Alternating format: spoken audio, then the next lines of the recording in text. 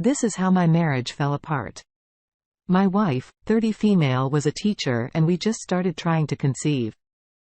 She always wanted children since she was young, but she was extremely careful and responsible by waiting until 4 years into marriage to try. I, 29 male, was ready to be a parent. I grew up without my father, only an abusive stepdad. So it became a dream of mine to coach, mentor and love a child of my own, knowing we could become pregnant. We started working hard one evening. I was on the way home from a second part-time job that I hated when I stopped to get gas.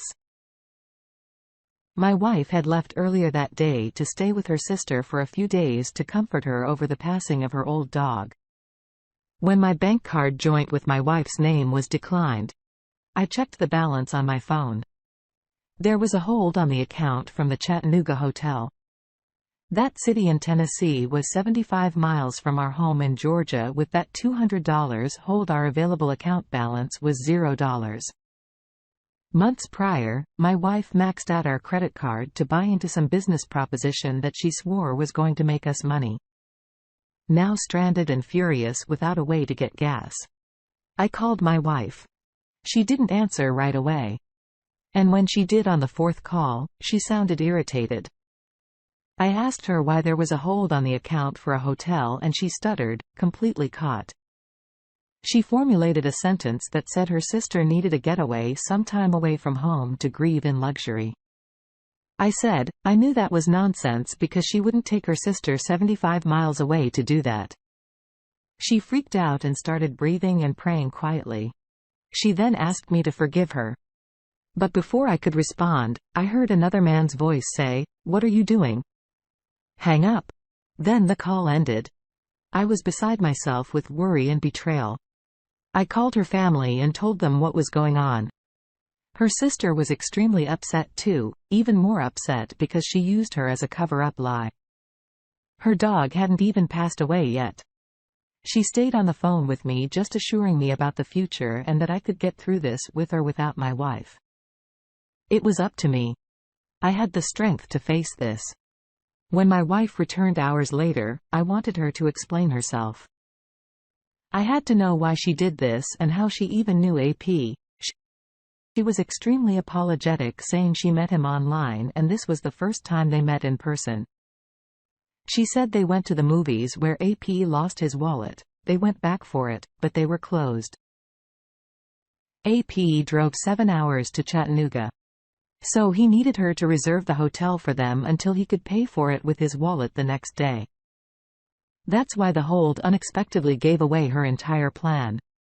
She said she was glad I caught her because it was like a slap back to reality that stopped her from having sex with him. She was just trying to make it easier for me to forgive her and feel like nothing should stop us from continuing our marriage. I told her I couldn't believe a word that came out of her mouth and I would never trust her again. This went beyond sleeping with a stranger in a hotel. This was meeting, planning, talking, flirting, committing, scheming, and most importantly, still cheating on me. She took steps to make it happen to the point where it would be safer for me to assume she cheated. So I sent her away. She was completely shocked, like she really thought she could talk her way to forgiveness. She started crying, but I told her to stop because it would only waste precious time. I knew she wasn't the woman I should have children with. When I told her this, she dropped everything. She tried to reach for my hands. But I pulled away. I asked her why I would have children with a woman that lied to me and drove miles away to meet another man in a hotel room. She said, since nothing actually happened and she was remorseful, I should stay married to her and continue to trust her.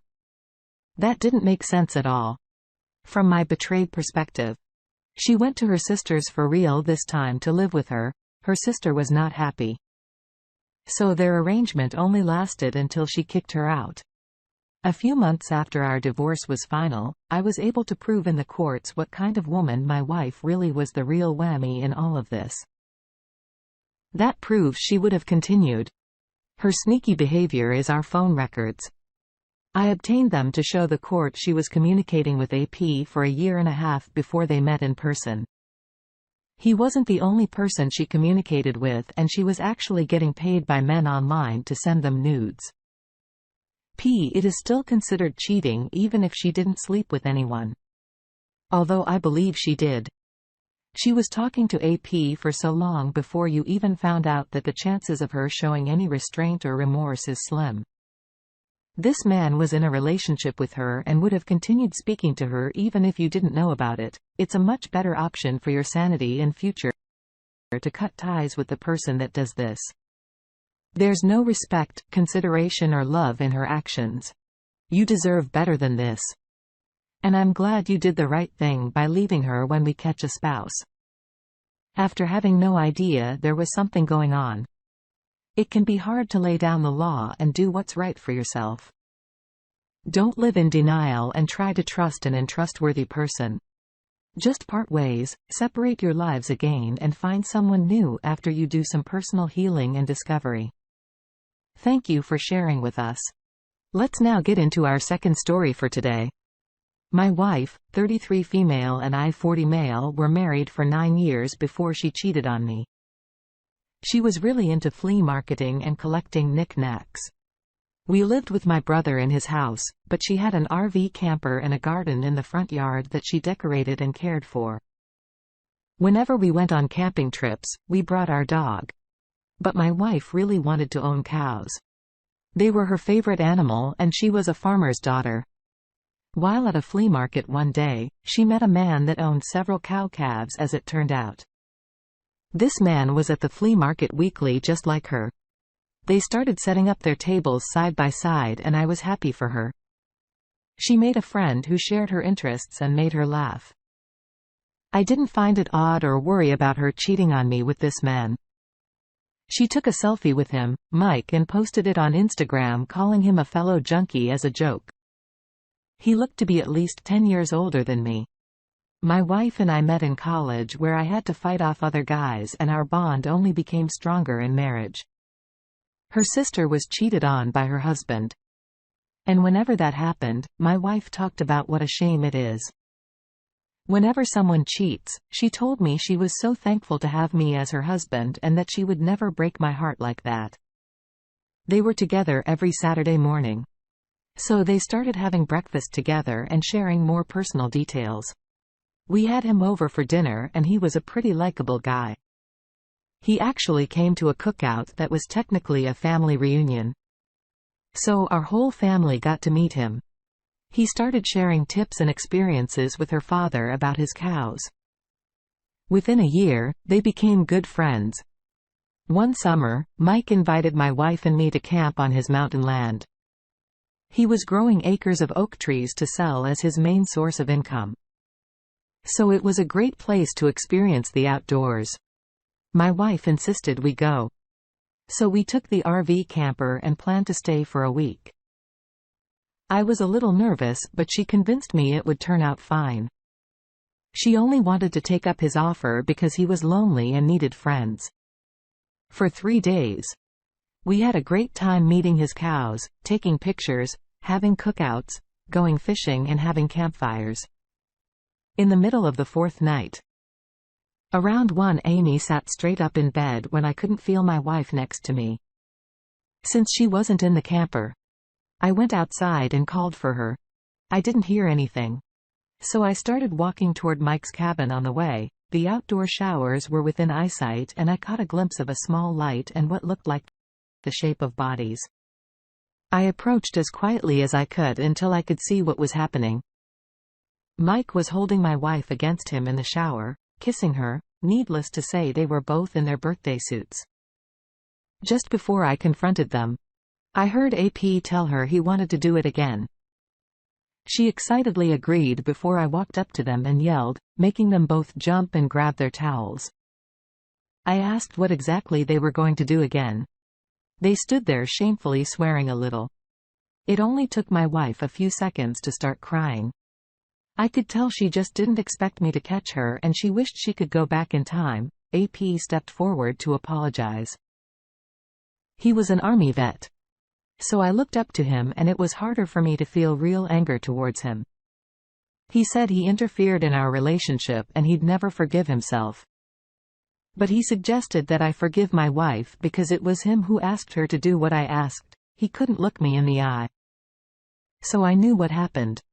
When I realized the truth, my wife cried harder, called my name and begged me to forgive her. It was so dramatic, and I hate drama. I remember feeling very numb before I found it possible to turn around, go back to the camper and get my phone. I called my brother and told him everything. He couldn't believe my wife did this to me. He drove through the middle of the night on a country road to come pick me up and take me home. It was an hour-and-a-half drive. So while I waited, my wife awkwardly begged me to forgive her and called back my brother to tell him I didn't need a ride. She tried offering any kind of deal to get me to forgive her, failing to notice that there wasn't a proper way to recover from infidelity.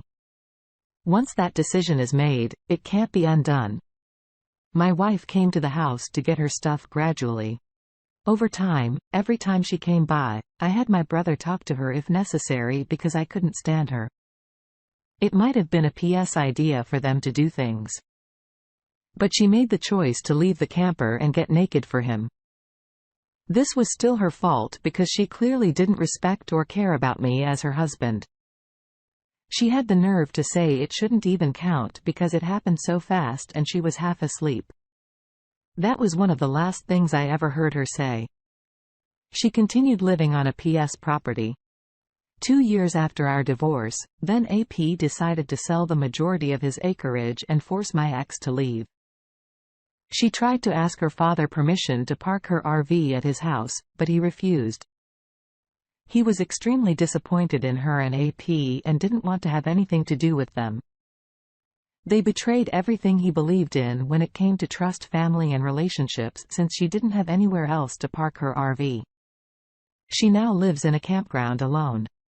What happened here was most definitely her fault, just as much as it was a PS.